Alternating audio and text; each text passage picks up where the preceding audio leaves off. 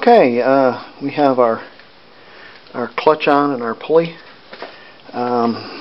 It's the slop is almost completely taken out of that with that deal that I did there, and there it's got a little slop but not a lot. When you adjust your clutch, and here's your adjusting nuts, 1, 2, and 3, and I turn them in until I can get the clutch just to pop a little bit like that, and it hooks up. You can feel it hook up and it stays in place, and then of course when it'll stay in place without you holding your hand on it, and then when you push back it will undo the clutch. So it's about right there. Yes, it pops like that, really nice. And then our pulley brake turned out really well. We glued that to that arm with not WD-40 but JB weld, and then we pounded over the edges and tightened it right up really nice. I have that brake adjusted here. I'm going to need to tighten that up. I broke that loose and tightened that up, so our clutch should be okay. A couple of things about this. When I went to put my pulley on, I played hob trying to get it all the way up there, and essentially what it was is it was the bearing on the inside.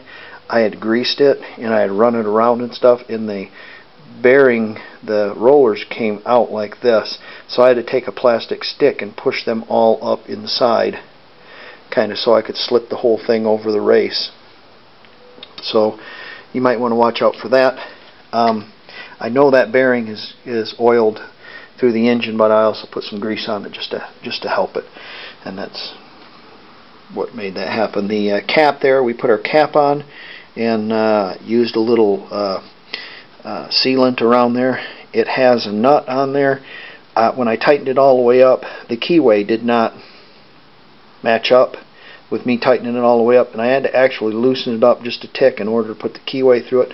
I don't think that's going to matter, because with this cover on here, the bearing or the shaft can't slide anywhere. It can't go anywhere. So a nut on there essentially is moot. But I guess they put it on there anyways. So we're pretty much done with our clutch. Maybe some once the engine's running, we'll make some adjustments to it then and put the cover on it. Oh, and we're going to put some pins through those bolts too. I've been taking my big wire cup and I've been grinding this out. I took my radiator and I'm just kind of giving it a once over so I can put a little, I might shoot a little paint on it, I might shoot a little matte clear on it. I'm really not interested in painting this tractor other than making it protected. There's some bolt holes here that hold the tin on the outside. I have 3 here and 2 on the other side. To me, that's enough. If you want to go and heat that up and pull those out, that's up to you. There is a stud here I'm going to need to take out for the front medallion that's broke off. I did take the radiator out. If you do handle these parts, it is my suggestion that you use engine hoist or cherry picker or something, because they weigh a ton and you'll bust your butt trying to get them out. I cleaned this out, and I'll probably end up rinsing it out too. Essentially there's a lot of mud dauber nests in there. I'm kind of cleaning those out and straightening my fins. I've got what it looks like a leak on the other side. I'm going to have to fix that. Since it's not pressurized, I'm probably going to fix it with a little JB weld. I always run like a can of stop leak in these anyways, because they're famous for leaking. I don't feel like putting a core in this thing. I'm probably going to clean it up a little bit and paint it. There's what's left of the shutters. Somebody took the actual shutters off, left the frame. This cap is missing one of the or 2 of the little studs here that when the cap goes on it tightens up, so I'm going to have to braze a couple new studs on. I'm going to have to do something with that muffler too, because that's wrong. So we'll do that. Now, of course, we've been cleaning that up. Today in the mail I got my new brake linings and my rivets.